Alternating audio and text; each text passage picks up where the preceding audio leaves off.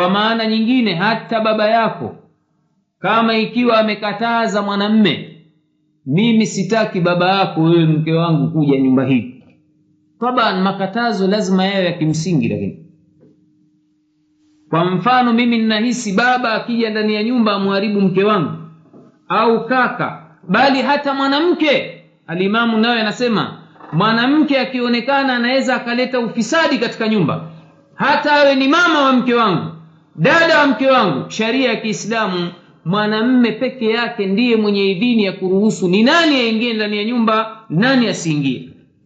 Kwa hiyo yeye mwanamme amepewa majukumu na madaraka, ni haki hii anatakiwa atendewe na mkewe. Asije akasema huyu sijui mjomba wangu nani. Taibu anaweza akaingia kama ikiwa ni mahram, anaweza akaingia ikiwa mimi nimeridhia. Na wanachuoni Imam nao yanasema idhini si lazima iwe ni ya kila siku. Idhini inaweza ikawa ya jumla, kwamba mjomba akija mwache aingie mjomba wako, mahramu yako, au kaka yako akija hana neno wakati wote.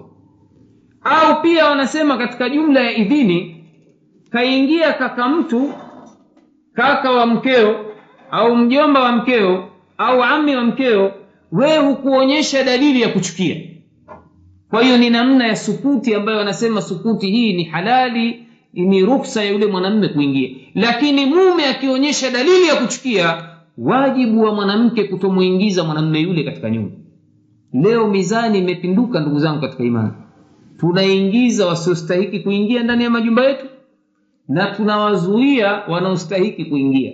Mtu aweza akawa na rafiki tu ambaye ni ajnabi kwa sababu ya muamala wake wa kibiashara na yeye, au ni mtu wapenda mpira pamoja au nini, atamkaribisha ndani ya nyumba, halafu amwite mkewe, njoo we Khadija, njoo we Fatima, njoo. Wamuona huyu Abdallah huyu na mimi ni kitu kimoja yake. Aisee, sikiliza bwana, file tomu anytime unaweza ukaja hapa yake mambo ya matii na nini, wewe hapa hisi pako tu hapa asha, usiwe na wasiwasi wote. Haya, siku hiyo waje mkute uko chumbani kwako, utasemaje na ushatoa kibali cha jumla? Migogoro hili ndivyo tunavyoishi maisha ya Waislamu, si hapa nchi ya makafiri. Huko tunakotoka ndio hivyo Waislamu wanapokwenda. Mtu aingia ndani ya nyumba yako, wewe hupendi, lakini mwanamke katika dhulma wanazotufanyia wanawake ni kuingiza wanaume, sisi haturidhiki waingie humo ndani. Mara nyingine inaweza kawa mwanamume si mtu mbaya kwa tabia, lakini mtu amekosa adabu na heshima ya Kiislamu ya kuingia ndani ya majumba, kwa sababu Mwenyezi Mungu ametukataza, ya ayyuhalladhina amanu la tadkhulu buyutan ghayra buyutikum hatta tasta'nisu wa tusallimu ala ahliha. Enyi mlioamini, msiingie katika majumba yasiokuwa yenu mpaka mbishe hodi na mjue kwamba watu wapo, mtoe salamu muingie, mruhusiwe. Si mtu hodi nyumba za kwetu, tayari muuza samaki huko ndani ya ua huko nyuma huko, tayari umekuta vijike wanawake na vikanga mpaka hapa. Na wanawake akishauza samaki mbio kenda kwenye jikapu na tenga, hana habari kabisa. Huru watu wanaishi. Haya ndiyo mambo yaliyovuruga jamii yetu ndugu zangu katika imani, kwa sababu mwanamume ana hisia ya kijana dume. Kama akikuta mkeo ni mzuri atamtamani, mwisho yote atafanya naye fashi. Kwa hiyo Uislamu umeweza kuzitunza nyumba kwa hizi sheria. Sheria hizi ni haki na wajibu, tunatakiwa lazima tutekeleze. Vile vile katika mambo ambayo ni ya wajibu wanamke, ni haki zetu kutendewa na wake zetu, ni yeye mwanamke kuwa na karari katika nyumba, kutulia ndani ya majumba. Ndio yale nilitangulia kueleza, tutaeleza kwamba Mwenyezi Mungu amewataka wanawake watulie majumbani mwao pale aliposema wakarna fi buyutikunna, kisha akasema wala tabarrujna tabarrujal jahiliyatil ula, tulizaneni majumbani mwenu na wala msitangetange na viguo visivyokuwa vya stara kama walivyokuwa wanawake wa kijahilia. Kwa hiyo mwanamke al-aslu ni kukaa nyumbani, kutunza nyumba yake na watoto. Leo tumekuwa na kero kubwa kwa wake zetu, hasa wakija katika manchi ya kitawuti, kwamba mtu umekaa naye umepata status ya kuishi na hivyo vijisenti vya wiki unapokwenda chukua posta kila wiki, basi wewe ndio umekuwa shawishi kwa mkeo, bwana wewe utakaa hapa na sisi tunkuja chuma yake, toka bwana nenda kafanye kazi. Taibu vyema kenda fanya kazi yenye maslaha ya dini au hata ya dunia na yeye. Lakini mkeo anakwenda fanya kazi, mmoja kananiambia mwanamke anakwenda kufanya kazi kiwanda cha kusindika manguruwe ndani ya nini. Unakula haramu wewe na mkeo kama huu ni mke wa mtu. Au mwanamke kwenda kufanya kazi mahala penye ikhtilafu. Au mwanamke kwenda kufanya kazi nje mahala ambapo hapana stara. Moja ya sheria ya kazi ni kwamba avue nguo. Haya mambo yafanyika kule kwetu, seuze hapa majinchi ya kikafiri bwana. Kwamba eti mwanamke ende akafanye kazi benki avae na hijabu, au mwanamke ende akafanye kazi ya polisi avae hijabu, ni vitu nadra. Si jambo rahisi. Wewe mwanamume ambaye rijali uletimia, huwezi kama una ghera ya kijana dume, waachilia mbali Uislamu, kumruhusu mkeo kwenda kuchanganyikana na wanaume huko. Kama unazo hisia za ujana dume. Kama ni mtu ambaye huna hisia za ujana dume, utaona ruksa. Bora niletee nani hii pesa tu. Ndio siku moja walitangaza kipindi kimoja BBC cha Kiswahili, kama mmewahi kusikia, wamekusanya malaya na wa dunia nzima kule kwetu kule, wanawahoji kwa nini wanafanya biashara hizi za umalaya. Mmoja wamemhoji na mumewe. Yeye mwanamume anasema, "Sasa mimi namruhusu mke wangu." Kwa nini? Sasa shida mtu wa Dar es Salaam. Je, huogopi maradhi? Asema tunajaribu kufanya kinga, tukifanya maingiliano ya ndoa tunatumia makondom na nini.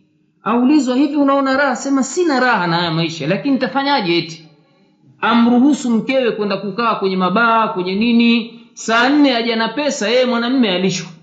Huyu si mwanamume wa Kiislamu. Bahati mbaya jina la Kiislamu. Maafa makubwa haya yametufika Waislamu.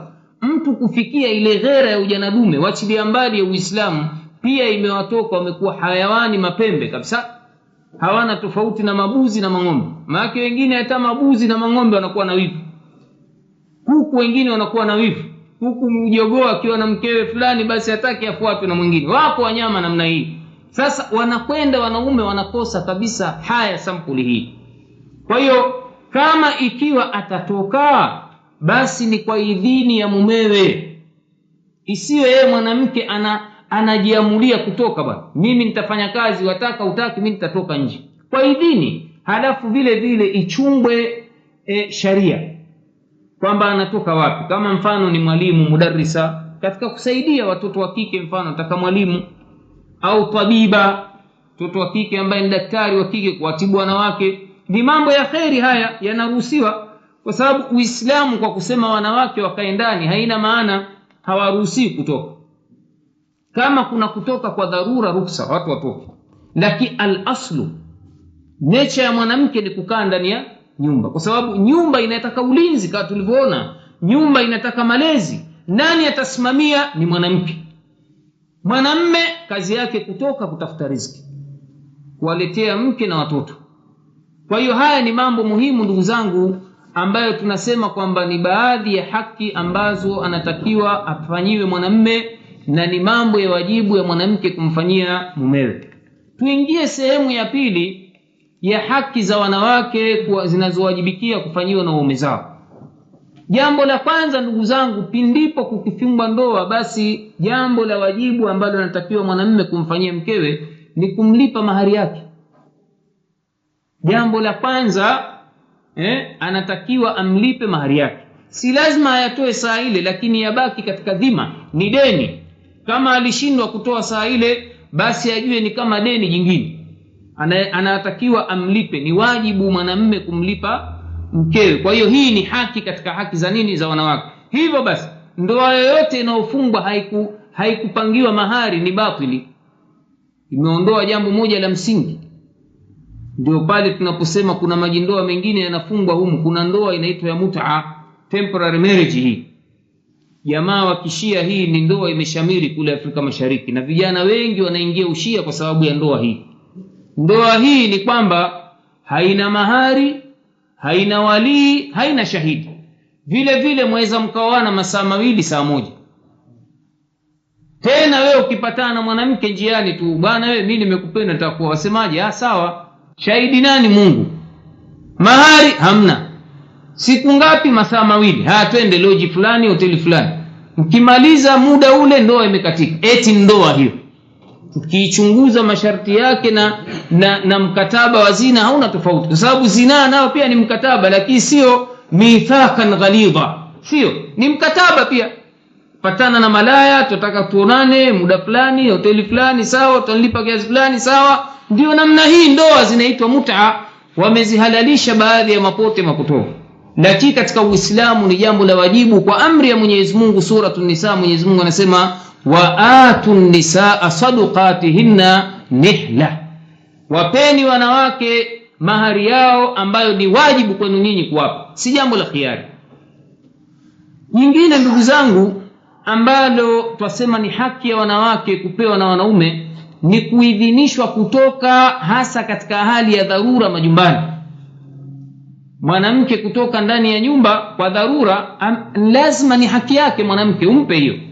Usimfungie akakaa ndani sawa sawa na kochi na meza, hatoki wala haoni jua.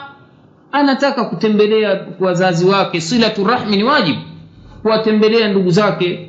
Au mara nyingine ana dharura, anaumwa, atakwenda kupima ujauzito wake, atakwenda kwenda kuonana na daktari, mwanae aumwa, atakumpeleka hospitali.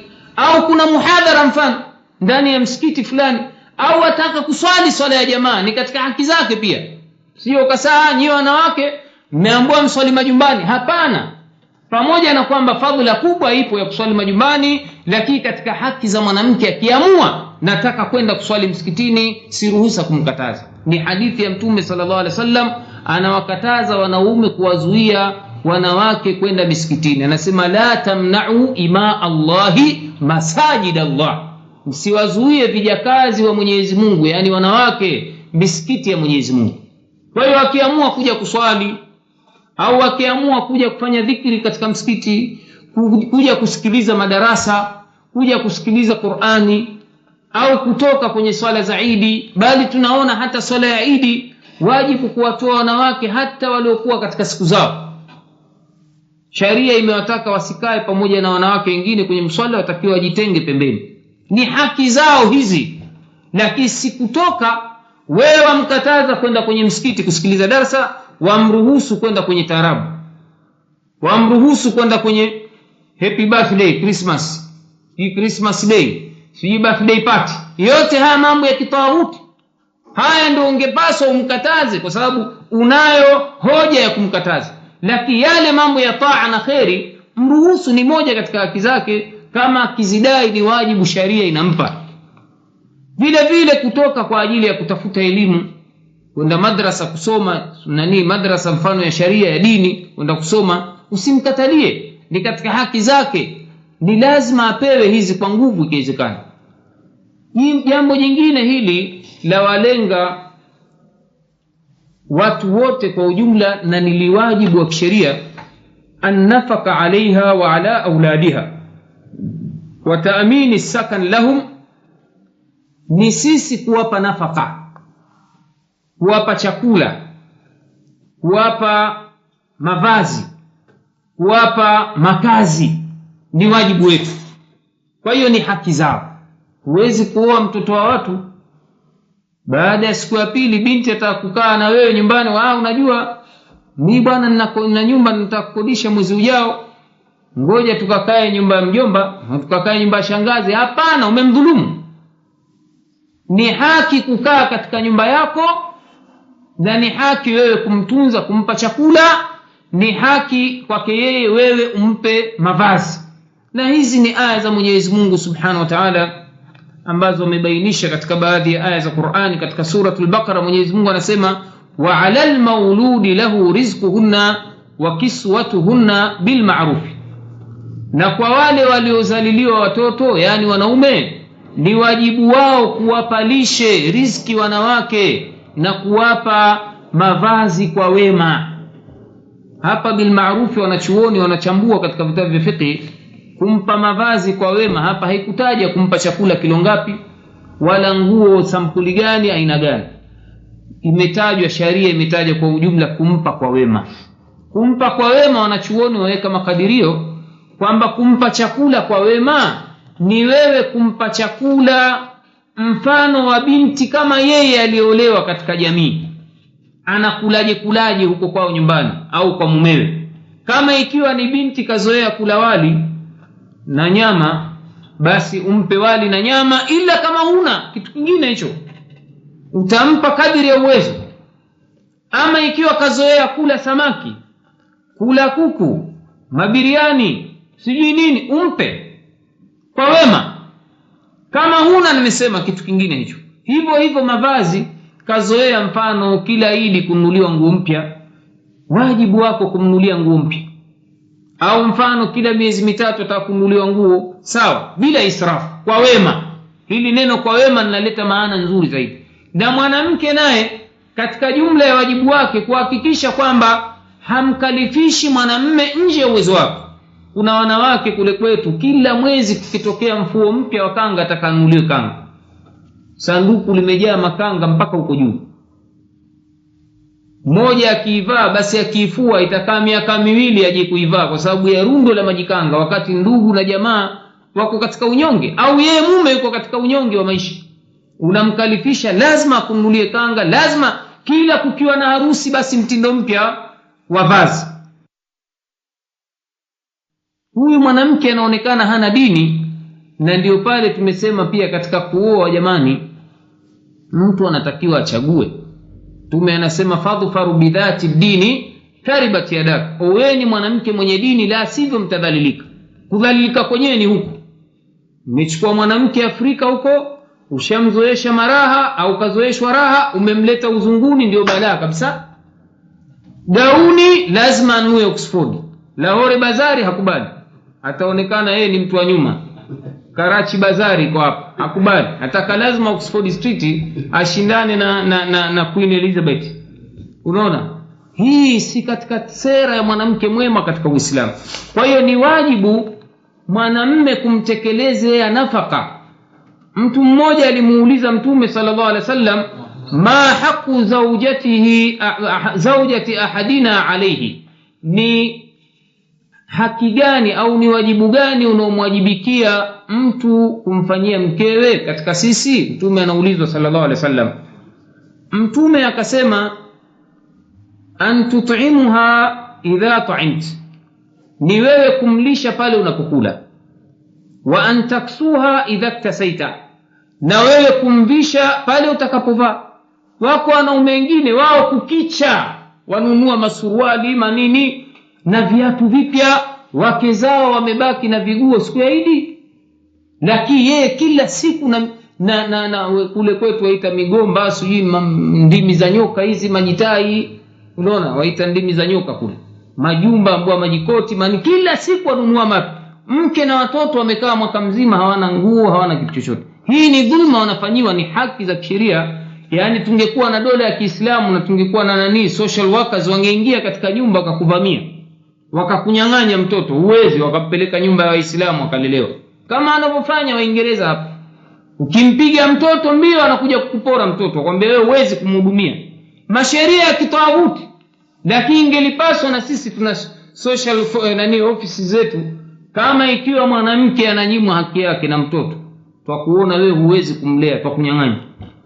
Wengine watafurahi, alhamdulillah. Unaona, Waislamu wengine wasiokuwa hawana haya wala aibu ya kuweza kuwa mtu kukaa na mwanawe na heshima, ona bora kachukuliwa aende akalelewe.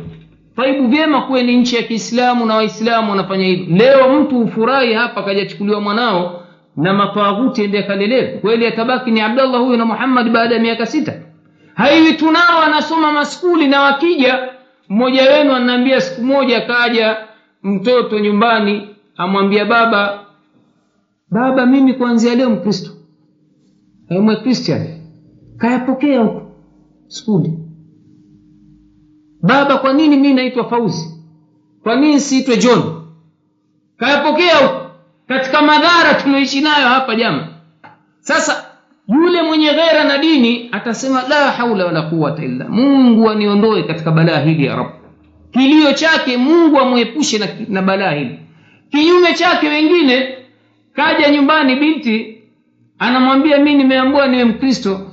No problem, everything the same, mambo yote ni sawa tu, Kristo, Uislamu. Wako watu namna hiyo Sheikh. Kule Tanzania nitawapeni kisa kimoja tulichoshuhudia. Mwanamume mmoja wa Kiislamu kenda kamuozesha binti yake Mkristo. Tulipomhoji, bwana kwa nini umefanya hivi? Asema dini zote mmoja tu, sote si tunaelekea kwa Mungu, tunataka ufalme wa mbinguni. Hawa wenzetu wanapitia kwa Isa na sisi tunapitia kwa Muhammad, tutaonana huko huko. Yani maafa ya Rabbil Alamin jamani, maafa makubwa haya. Ndio haya tuliyozungumza tangu jana juu ya umuhimu wa kusoma al-ilmu shar'i. Mtu hajui mpaka leo kwamba kuwa kafiri ni dhara, kuwa Mkristo ni dhara. Ndio haya anaosema watu wasema Uingereza wataingia peponi bwana. Mambo gani ya Rabbil Alamin? Yani Waingereza kwa muamala wao huu waliokupa status ya kuishi nchi hii na madhila yote haya, yote wataingia peponi kwa hilo? Ni wazi hujui dini wewe, wala hufarikishi baina ya kufuru na imani. Ni madhara makubwa ndugu zangu katika imani. Vile vile Mwenyezi Mungu katika swala la nyumba, katika suratul Talaq, Mwenyezi Mungu anasema askinuhunna min haythu sakantum, waekeni wanawake majumbani pale mnapoishi nyinyi. Ina maana muwafiri na ni makazi. Nyingine ndugu zangu katika imani ambalo ni wajibu sisi kuwafanyia wake zetu, yani haki zao, hii ni ile hali ya wale watu waliooa zaidi ya mke mmoja. Wale ambao hawajaoa basi hili haliwahusu. Hapa twazungumzia wale wenye wake zaidi ya mmoja. Jambo ambalo ni haki kwa hao wake wawili au watatu au wanne ni kuacha kuwachanganya katika nyumba moja ila kwa ridhaa zao. Ukioa wewe zaidi ya mke mmoja na nyumba ni moja, mpaka mke mwenza aridhie. Kama yule wa mwanzo akiridhia, haya mlete mwenzangu akae na mimi, ndio ruhusa. Lakini moja ya haki zake mke huyo akisema mimi sitaki kukaa naye, ruhusa, wajibu utekeleze agizo hilo. Kwa nini? Kwa sababu kukaa wanawake wenza mara nyingi kunakuwa na dhara, ila wachache Mwenyezi Mungu aliwarehemu. Lakini tabia ya wanawake walioumbiwa nayo wivu, na hili mtu asiyakasana ni wake zetu. Wakeze Mtume walioneana wivu, yani wivu ghera baina ya wanawake ni jambo ambalo lipo, na wale waliooa zaidi ya mke mmoja wanajua kwamba ni jambo ambalo la kawaida. Hivyo basi kukaa wanawake, ndio maana sharia anaitwa mke mwenza barra, ni dhara kwa mwingine. Kwa hiyo ili kusiendelee madhara, ana haki mwanamke wa pili kukaa peke yake, au wanawake watatu leo kukaa peke yao. Ndio uadilifu aliotuamrisha Mwenyezi Mungu Subhanahu wa Ta'ala na mtume. Ile nimesema na kariri, kama wenyewe wameridhia hicho kitu kingine, wakisema si tutakubali mume wetu, tunaona ukikaa na sisi sote Mungu atujalia tunakuwa na baraka katika nyumba na sisi hatuna ugomvi. Na kweli unatokea ugomvi mdogo mdogo, wanapendana, wamelelewa katika ucha Mungu, wamelelewa katika kupendana, wanawake waumini wanakaa, hilo si tatizo. Kinyume cha hivyo haifai. Kwa nini? Mtume anasema la dharara wala dhirara fil Islam, hakuna madhara wala kudhuriana katika Uislamu. Vile vile jingine analotakiwa kulifanya mwanamume kwa wake zake ni kufanya uadilifu kadri inavyowezekana. Kama anashindwa kufanya uadilifu, basi asioe mke zaidi ya mmoja. Mwenyezi Mungu anasema fankihu ma taba lakum minan nisa mathna wa thulatha wa ruba fa in khiftum an la ta'dilu fawahidatan. Oeni katika mnaowapenda katika wanawake wawili, watatu hadi wanne. Mkiogopa kufanya uadilifu, basi bakini na mke mmoja tu. Hivyo basi kuoa mke zaidi ya mmoja kunataka uadilifu kwa kiasi kikubwa, pamoja na kwamba Mwenyezi Mungu Subhanahu wa Ta'ala anatubainishia kwamba walan tastati'u an ta'dilu baina an-nisa walau harastum, hamwezi kuweza kufanya uadilifu baina ya wanawake hata mkipapatikia. Lakini sharia inachotaka fala tamilu kullal maili, msielemee moja kwa moja upande mmoja.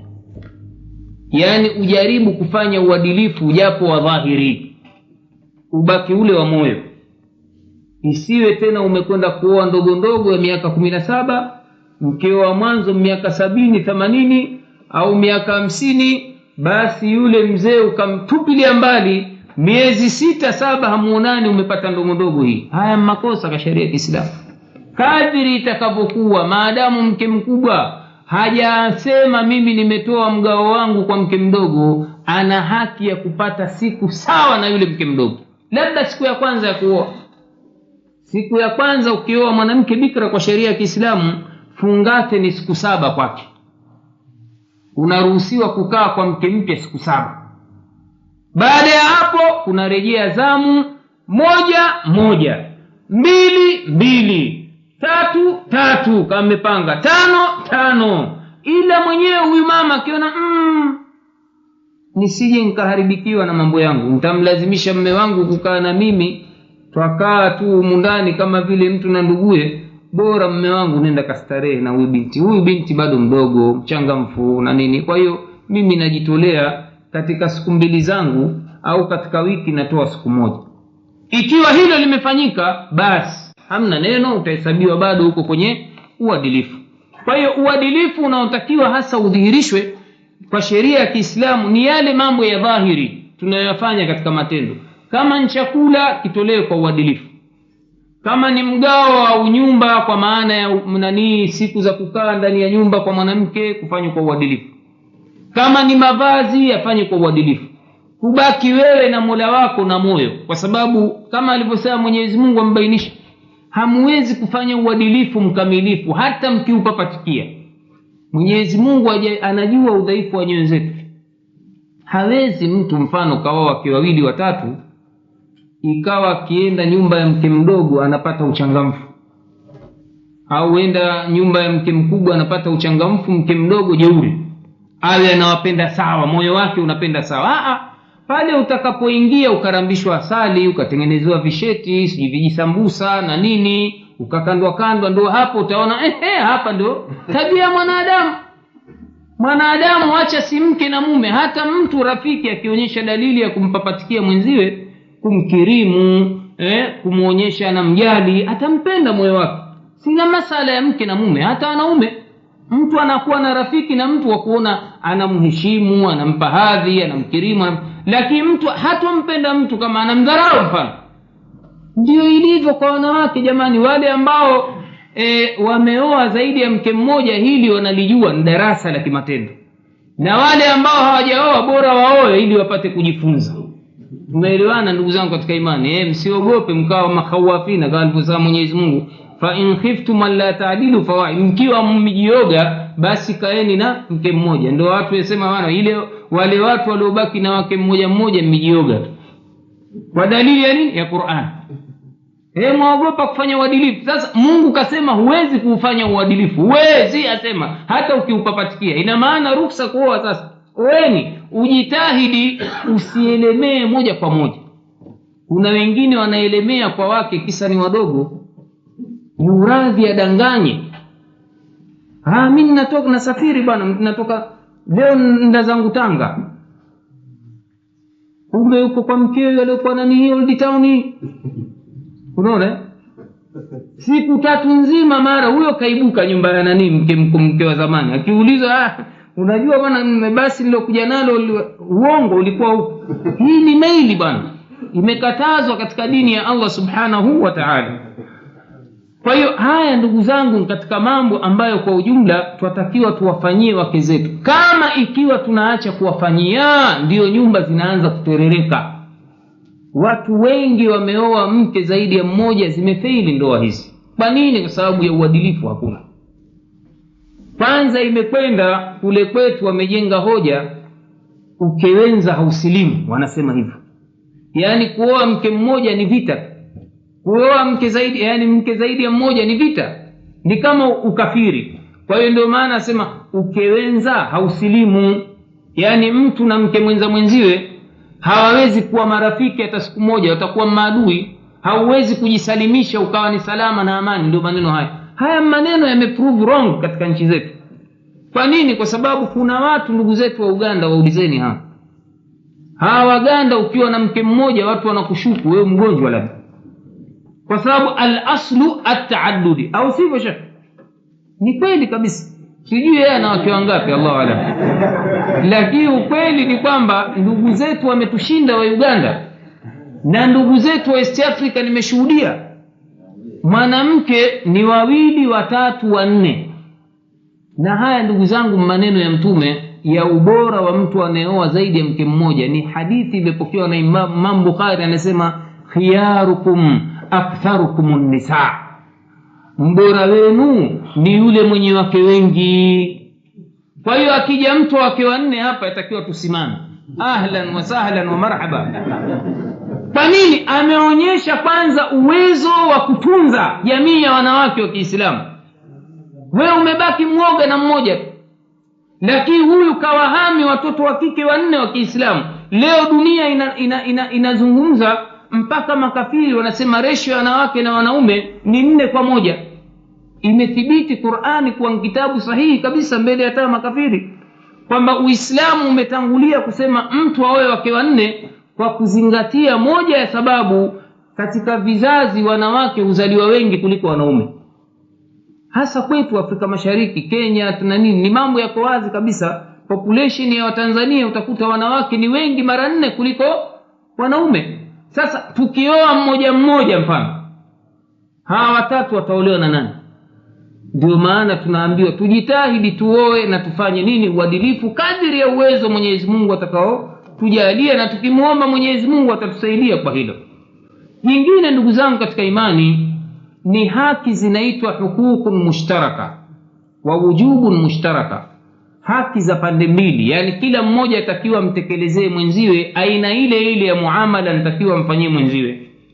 Jambo la kwanza ni husnul muashara, kuamiliana na mkeo au mke kuamiliana na mumewe kwa wema, kwa adabu na heshima, kufanyiana matendo mazuri katika nyumba, kuwa na lugha nzuri ndani ya nyumba. Asiwe mmoja ni kibri juu ya mwenziwe, asiwe mmoja ni fedhuli juu ya mwenziwe, asiwe mmoja mwenye matusi juu ya mwenziwe. Waheshimiane, wakae kwa pamoja, wasaidiane, kwa maana ya kwamba ni watu wamekaa katika kuunda jamii iliyokuwa ni bora, kuweza kupatikana jamii bora ya Kiislamu. Na hii ni kauli ya Mwenyezi Mungu Subhanahu wa Ta'ala, anatuamrisha sisi wanaume hasa ambao ndio viongozi wa nyumba. Anasema wa'ashiruhunna bil ma'rufi, na kaeni nao kwa wanawake kwa wema. Na aya tuliyoitaja mwanzo Mwenyezi Mungu anasema walahunna mithlu alladhi alayhinna bil ma'ruf, na wao nao wanastahiki kufanyiwa kama vile wanaowafanyia waume zao kwa wema. Hapa ndugu zangu katika imani, katika jumla ya mambo ambayo ni ya kufanyiana wema ni mtu kuishi naye kama rafiki mwenza. Isiwe muamala wa mtu kama vile askari jela na mfungwa, kwamba wewe mwanamume siku zote ni askari jela na mama ni mfungwa. Lazima kuwe na wakati wa faragha wa furaha wewe na mkeo na wanao, bali ikiwezekana wakati wa mchezo, mbali wa shughuli zenu mnazofanya ndani ya nyumba yenu, ndani ya kitanda chenu. Mengine yanatakiwa yafanywe nje ya nyumba, kuonyesha namna gani mnaishi kwa furaha na wema. Angalia mfano wa jumla ya matendo alikuwa akiyafanya Mtume kwa mama Aisha. Siku akisafiri na masahaba kuchagua wakeze akatoka nao. Mfano wa kisa hiki anatusimulia mama Aisha. Ilikuwa akienda siku moja, Mtume akawaambia masahaba, tangulieni, hebu harakisheni. Hawakujua kwa kufanyika kitu gani. Mama Aisha pia hajui kutafanya nini. Baada ya kuwa jeshi au kikundi kimeendelea mbele, Mtume akamwambia mama Aisha, tushindane mbio, race, nani atamshinda mwenziwe? Wakati huo mama Aisha alikuwa bado mdogo, kilili chake bado hajanenepa. Akashindana na Mtume, mama Aisha akamshinda Mtume kwa mbio. Kama mchezo umekwisha. Ni namna fulani hii tunasema ya kuishi kwa wema. Na hili ni jambo ndugu zangu katika Uislamu. Wewe ukiwa ni shekhe leo ukija kulifanya utaambua nkichaa kishaingia huko. Wallahi wewe chukua nenda kampeleke nani kule Mombasa, White House, Light House kule. Jioni hakuna, si kama vile weekend. Wewe sasa leo hebu nikae na mke wangu tushindane mbio hapa. Ukionekana na kilemba chao mbwa jamaa tayari ni mtu wa makoke ni huko. Unaona? Kwa nini si kitu? Shekhe kwetu ni jitu kama mlima limekaa katika nyumba au madrasa, hataharaki kabisa. Si mtu wa kucheza mazoezi wa kufanya lolote. Angalia dini imetufundisha Mtume sallallahu alaihi wasallam kufanya sports na wake zake. Mbali na masahaba kuna hadithi nyingi zinaonyesha namna hiyo. Uislamu umekiri michezo vile vile iliyokuwa ndani ya halali katika jumla ya kufarijiana ndani ya nyumba. Kwa hiyo si vibaya kununua vifaa vya mchezo, vya mazoezi, vya kutengeneza shape mwanamke asiwe njike la kutisha saa zote ukatamani wanawake wa televisheni huko. Mtengeneze mkeo vile vile. Ni mambo ambayo yameruhusiwa katika dini, katika haki za pamoja. Mkeo akisema bwana mimi sitaki mijidume yenye mijitumbo namna hii, tumbo kama pipa, tengeneza tumbo lako. Kwa sababu jitumbo kwanza ni ishara, wala si mtu wa jihadi wewe. Leo hali namna hii iliyoingia ya mavita na mabalaa, ukiingiliwa majitumbo hayo tutashindwa kujihami nafsi zetu. Kwa hiyo Muislamu anatakiwa mtu wa sports saa zote ni katika jumla ya kuhifadhi kiwiliwili chake, awe ni mtu awe yuko imara, na hili aweza kalifanya na mkewe.